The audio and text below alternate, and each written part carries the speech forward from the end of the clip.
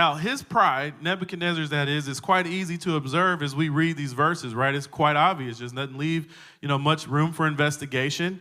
It's very direct on the surface, doesn't require much interpretation or revelation. But what about our own lives? Can we just pause and think about ourselves for a moment? How many of us have ever had a season where we really thought it was because of us? Anybody want to be honest tonight? Or maybe you forgot that it really wasn't you, right? We all, as human beings, are prone to become and act in pride.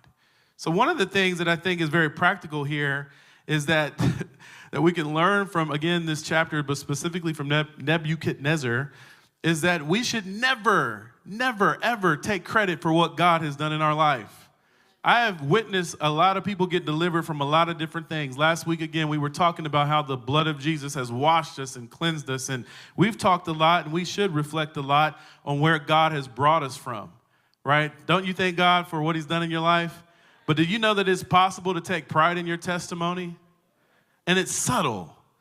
But I know it's happened. I've seen it even in my own life, especially when I was younger and first got the testimony. I remember comparing my testimony to somebody else's testimony.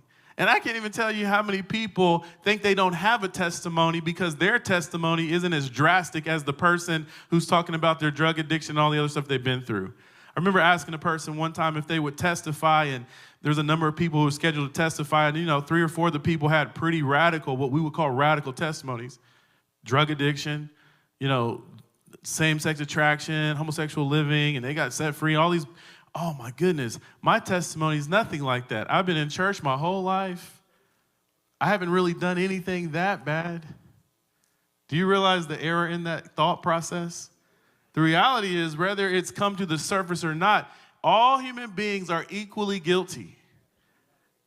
Have you ever killed someone? No, I never murdered nobody. Well, here's a question. Have you ever hated someone? Have you ever committed adultery? No, I never done that. But did you ever lust after a woman?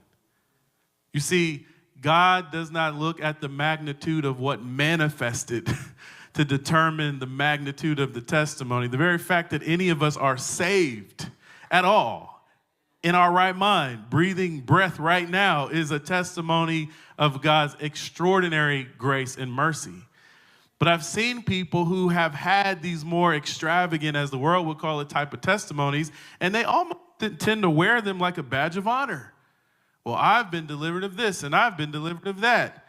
I should be the one sharing in front of the whole church, as if that testimony is yours. It truthfully ain't our testimony. It's his testimony. I was thinking about ministry for a moment. I know a lot of people who God's gifted as singers or